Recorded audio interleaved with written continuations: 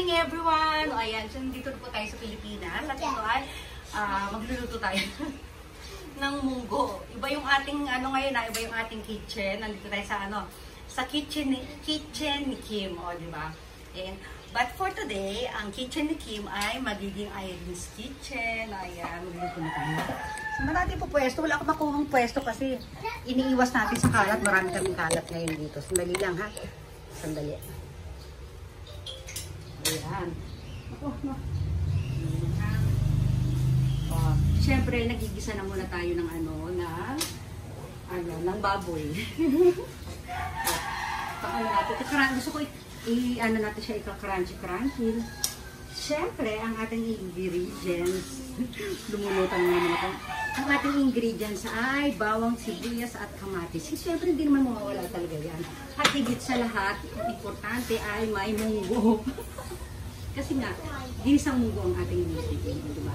O, tapos ito, mahilig ako sa dahon ng ampalaya, guys. Ayan, so, makmak. Gusto ko kasi medyo, basta, pinapit yung medyo mapait-pait na O, ayan, o. O. Okay, pakikita ko muna itutur ko muna kayo dito kay Kim. Ito. Ayan si Kim, tsaka si Aztec, o. Hello, Kim. Mama, si Aztec siya? Yes, si Aztec. Yes, Kim. O, yun si George. Sino yung kasama ni George, si Aztec? Si Ana. Si Ana daw yan. Ayan, o, diba? O. Ay, George. Yan. Diyan lang muna tayo. Makalat pa kasi. Iwas natin. O. Dito tayo. Ipakita natin aking ginigisang pinapa-crunchy muna natin yung ating baboy, ha? O. O, diba? Ayan. At syempre, habang nagluluto tayo, natin muna yung ating mag-aano muna tayo, maghugas muna tayo ng plato. Hindi ko lang kung saan ito pwesto. Sabi yung sikot-sikot dito sa kusina yung kino.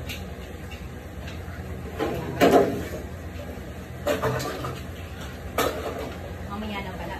Kasi bumili ako ng galunggong, guys. Pipirtuhin yan. Bumili ko sa galunggong. Sobrang hirap ka na. Tapos ika-crunchy natin. Hindi pa pinpalis ko naman. O. Ito natin. Para pala isip. Para may tago natin ng ating mga baby pops. Diba? Iba natin konti. Ayan. Subukan naman natin dito. Diba? Ayan. Konting hawi-hawi. O, mag-flex tayo dito, ha? Mag-flex tayo. Stomach in, chest out. Out. O, syempre, walang malakang. Ayan. Flex. Flex. O, lalapit. Lalayo. Alam nyo guys, nagkita kami ikalan ng kampo kagabi. O, nagpunta kasi ako dun sa bahay ng mama ko, dun sa lugar na ako saan magkalapit kami ni Karen na kampo. O, diba? O, shout out sa iyo, mate.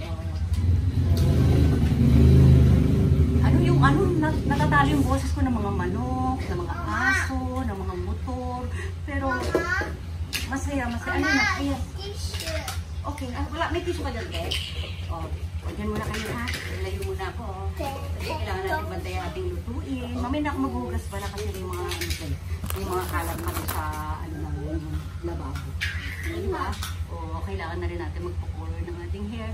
O, sige na, hanggang dyan lang muna, ha? O, bye! Bye! Bye! Okay, bye everyone!